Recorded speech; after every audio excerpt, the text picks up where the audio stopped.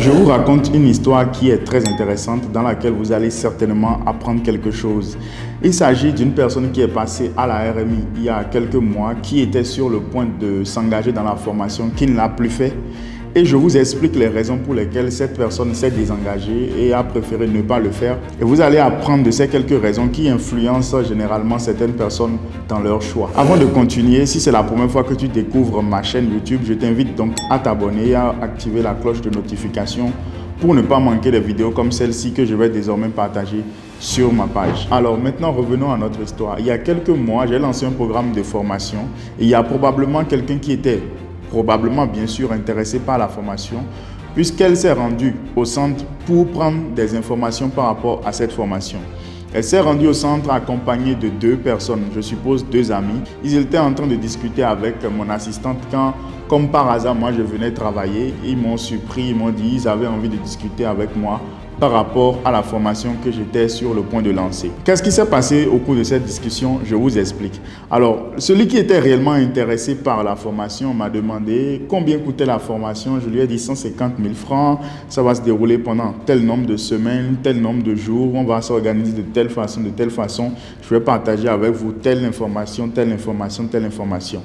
Et cette personne semblait m'écouter, c'était attentif à tout ce que je disais. Alors, un de ses amis, lui, je pense qu'il n'était pas très convaincu par le trading, qu'il n'aimait pas trop le trading. Il n'a pas été indirect en me disant, tout ce que vous allez partager dans ces formations, généralement, écoutez, c'est des choses qui se retrouvent gratuitement sur YouTube. On peut avoir ça sur YouTube. Et moi, je pense que les formations, c'est juste pour enrichir les formateurs. Et si ça ne dépendait que de moi, je conseillerais à mon ami de ne pas faire la formation. En réalité, c'est à ça que se résumaient ses propos et il n'a d'ailleurs pas été indirect en le faisant ressortir devant nous tous là. Et moi, je n'ai pas été gêné en lui disant si réellement c'est ce qu'il pense, il n'y a pas de problème, je respecte cela. Et s'il trouve que c'est opportun, je parlais bien sûr à celui qui était intéressé, s'il trouve que c'est opportun de nous rejoindre, qu'il nous rejoigne. S'il trouve qu'il va y gagner quelque chose qui va changer quelque chose dans son appréciation et dans sa façon de pratiquer le trading, qu'il nous rejoigne. Mais s'il trouve et juge inopportun le fait de nous rejoindre et participer à cette formation, il n'a pas à s'en faire, il n'y a pas de problème. De toute façon, nous n'avons pas ouvert le centre pour former tout le monde non plus. Il m'a ensuite répondu qu'il allait me revenir, mais moi j'étais convaincu qu'il n'allait pas s'engager dans ce genre de formation parce que ses amis avaient beaucoup d'arguments pour le convaincre de ne pas le faire. Alors quelques jours plus tard, alors que nous avons déjà démarré la formation, moi j'avais un peu de temps à perdre. Un soir, quand je scrollais dans mes statuts, je défilais un tout petit peu, je suis tombé par hasard sur son statut et qu'est-ce que j'ai vu? J'ai vu qu'il était à un concert, un grand festival qu'on a organisé dans mon pays et qui rassemblait beaucoup de personnes. Et j'ai remarqué qu'il était donc en VIP. C'est un festival pour lequel les personnes qui étaient en VIP avaient pratiquement payé 100 000 ou 150 000 francs pour 2 jours ou 3 jours de festival. Des artistes internationaux ont été invités et c'était très intéressant. Alors j'ai remarqué qu'il était donc en VIP, il s'est amusé, il a profité. Je ne suis pas contre, j'étais d'ailleurs même très content pour lui, qu'il soit épanoui. Je me suis posé donc plusieurs questions. Je me suis dit aussitôt, il a certainement payé donc le VIP qui était à 100 000 ou 150 000, je ne connais pas trop le prix, mais je sais que c'est entre ces deux valeurs-là, pour assister donc à ce concert. Il a investi dans son habillement, il a investi dans le déplacement et tout autre accessoire pour être donc à ce concert. Il est venu donc écouter un artiste qui a ses chansons sur YouTube gratuitement, d'accord? Un artiste qui ne le connaît pas, qui ne va pas interagir avec lui et qui va prendre pratiquement plusieurs centaines de millions juste pour une prestation de 2 heures et disparaître aussitôt. J'ai donc compris que la plupart des personnes n'ont aucun mal à sortir de l'argent pour se faire plaisir. Encore que ce genre de plaisir, c'est le plaisir de quelques heures.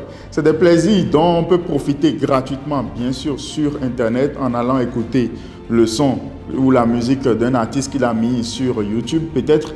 Mais les gens n'hésitent quand même pas pour se faire plaisir à sortir ce montant-là juste pour une soirée. Mais j'ai remarqué qu'au-delà de tout ça, les gens ont quand même beaucoup de difficultés à sortir les mêmes montants de 100 000, 300 000 pour se faire former, pour acquérir une compétence qui va les aider pendant toute la vie. Alors je me suis réellement posé la question de savoir est-ce que nous, jeunes, nous savons réellement les priorités qui sont les nôtres? Je ne suis pas contre le fait qu'il faut s'amuser, qu'il faut se faire plaisir. Je pense d'ailleurs que cela fait partie de l'équilibre de la vie. Mais je me pose la question de savoir, est-ce qu'on peut prioriser le plaisir dans sa vie et aspirer à quelque chose de grand? Si la plupart de vos gros budgets vont dans plus du plaisir que dans ce qui doit vous aider à construire quelque chose dans le temps et dans la durée, quelle sera la nature de votre avenir? Je pense que les décisions que nous prenons aujourd'hui vont conditionner en fait la vie ou la qualité de vie que nous aurons dans 10 ans, dans 20 ans. Et parfois, on néglige aujourd'hui les actions que nous menons. Si vous n'aimez pas votre situation et que réellement vous aspirez à quelque chose de grand, alors vous devez vous asseoir et poser la question aujourd'hui, la plupart de mes dépenses vont dans quoi? La plupart de mes dépenses vont dans le plaisir ou la plupart de mes dépenses vont dans l'éducation, dans ma culture personnelle, dans mon développement personnel. La plupart de mes dépenses vont dans quoi? Et vous allez vous rendre compte que quand vous allez vous poser cette question, vous allez vous asseoir réellement et écrire, vous allez vous rendre compte que la plupart de vos dépenses sont rentrées dans des choses divertissantes. Ça peut être un téléphone, encore qu'un téléphone, ça peut être utilisé à plusieurs escients. Il y a des personnes qui utilisent leur téléphone dans leur propre croissance pour gagner de l'argent et tout. Il y a d'autres qui l'utilisent dans le but du divertissement. Donc, en réalité, vous devez simplement vous asseoir et voir les habits que vous avez achetés, les concerts, les restaurants, les voyages, ou je ne sais pas, tout ce que vous avez pu dépenser, les formations, tout ce que vous avez pu dépenser. Vous devez pouvoir faire le point et dire, voici la plupart de mes grosses dépenses. Elles sont allées dans le divertissement, elles sont allées dans les choses un peu futiles.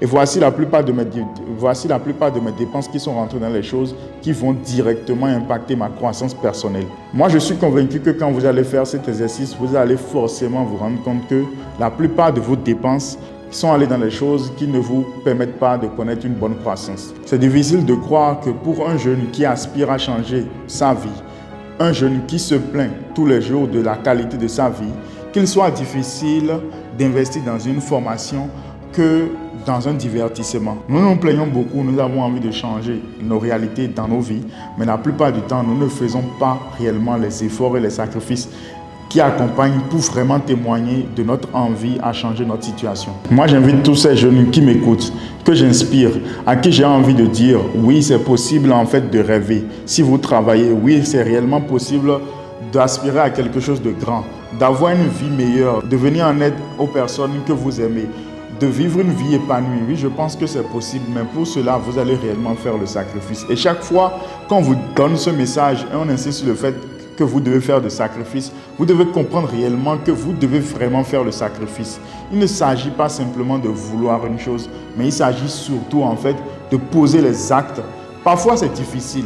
Parfois, c'est contraignant. C'est dans cette contrainte-là que vous devez faire preuve de personnalité pour témoigner donc de votre envie à atteindre votre objectif. Entre le plaisir du moment et une action bénéfique sur le temps et la durée, si tu aspires à quelque chose de grand, je pense que tu as la réponse à l'action que tu dois poser. Je vous pose donc 2 questions pour finir cette vidéo. Vous, la première, est-ce que vous êtes satisfait de votre situation de vie en ce moment? Si la réponse est oui, alors tant mieux. Je suis heureux pour vous. Mais si la réponse est non, je m'en vais vous poser directement la deuxième question.